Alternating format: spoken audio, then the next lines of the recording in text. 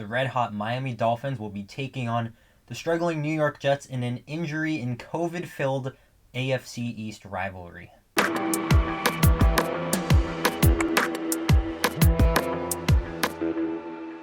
So what's good, everyone? Jets take off. The Jets are playing the Dolphins. Week 15, second matchup. The Dolphins, they're one game away from 500. They have to win out to keep their playoff hopes alive. And the Jets, the season's over. They need to snap the losing streak. So, first off, I want to talk about the injuries because the Dolphins are suffering from a major COVID issue. Today, Jalen Waddle, star rookie wide receiver, got placed on the COVID list. He's been phenomenal, so he is a big weapon that will be out for the game, presumably. And 3 of Miami's 4 running backs are also on the COVID list. Now, I think maybe 1 or 2 of them could come back since they got tested on Monday, so we will see about that. But if not, the Dolphins will have a tough time running the football with their 3rd and 4th stringer.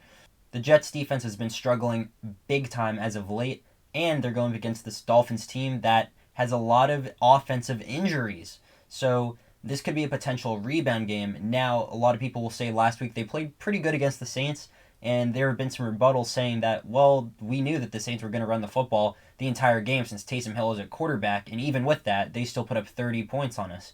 And I do see where they're coming from. I mean, this defense needs to step it up when it matters. This Dolphins offense is different, though.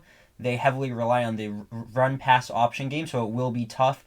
It'll take a lot of attention to detail from our linebackers like C.J. Mosley and Quincy Williams, and also some smart heads-up football from our defensive ends because they're going to be the centerpiece on these RPO schemes, and it'll determine whether Tua will hand off the ball or will throw a pass.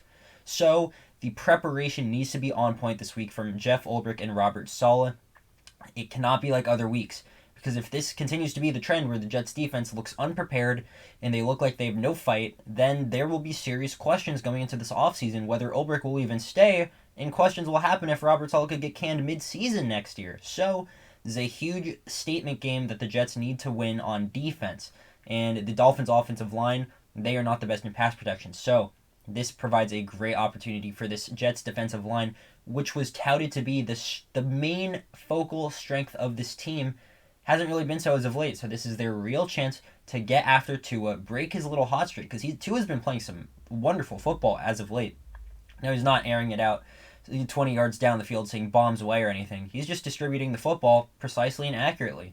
And that's something that we as Jets fans should want to see from Zach Wilson. So Tua's been playing great.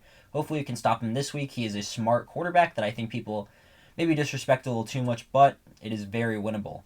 Now, for the offensive side from the New York Jets, last week, man, that was a game to forget. What a snoozer.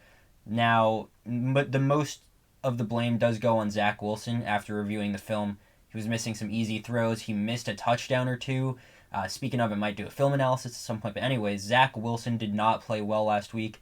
Mike LaFleur was inconsistent. He drew up some pretty good plays, and then other times he did not call the best plays, didn't really help out, and we abandoned the running game pretty quick. Zach Wilson, less than a 50% completion percentage.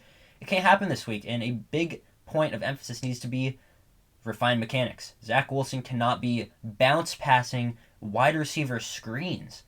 That might have been one of the worst passes I've ever seen in the NFL. That was just terrible. So, Zach Wilson, if he misses on the big shots or if he doesn't even take them, whatever. He just needs to do the easy stuff right. He needs to play that boring football. And against this Dolphins defense, he's going to have to do that because they are a blitz-heavy team, which I think will provide a big challenge not only for Wilson but this offensive line that could be without George Fant because Zach Wilson's a rookie quarterback. He has not faced a team that has really blitzed him too much. And the reason why they didn't start Wilson in the first matchup was because he was coming back from injury and he's never dealt with that blitz before. So they sent out Joe Flacco. Joe Flacco actually did a really good job at beating the blitz with his hot reads. So Zach Wilson needs to do that, and that's why he needs to be accurate on his shorter passes because there will be guys open. He needs to see his hot route. Is Jamison Crowder it? Is it on the right side?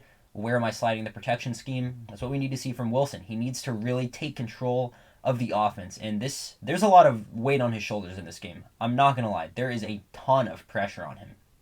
So the preparation is going to have to be on point. The coaches will have to make smart decisions. and he's going to have to put in the work because these next 4 games, we're going to have to see some form of improvement from Zach Wilson. So, is this a winnable game for the New York Jets? Yeah, it is. Is it a tough one, and are they playing a team that is riding a huge tsunami wave of momentum? Yeah, they are.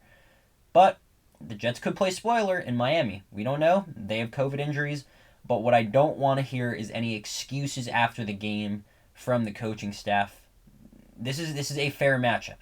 It's a fair matchup. The Dolphins' offense is, I don't want to say they're equally as bad as our defense just because they've been better as of lately, but they are kind of on par with our defense, in my humble opinion, especially without Jalen Waddle and 3 of their 4 running backs and their shaky offensive line. So, no excuses. Let's just see some fight, because last week, that game was an atrocity to watch. Although the score was a one-score game, it was 13-6, I believe, heading into the fourth quarter. It didn't feel like that, because we couldn't get anything going. The Saints just had all the we had no momentum, actually. The Saints didn't have momentum, but we had less, somehow. So we just have to stack a good performance, complementary football. Even if it takes the offense and defense playing well, but we lose on special teams, so what? We need 2 to 3 things to go right. And yeah, so let me know what you think about this upcoming matchup between the Dolphins and the Jets. And I will be releasing some film analysis soon. It'll be a little bit shaky just because of the quality. It's hard to kind of put together, but I'm going to try, and I think it'll be a little bit insightful from stuff I've picked up over kind of studying football a little bit more. So let me know what you think, and I will see you all in the next one. Peace.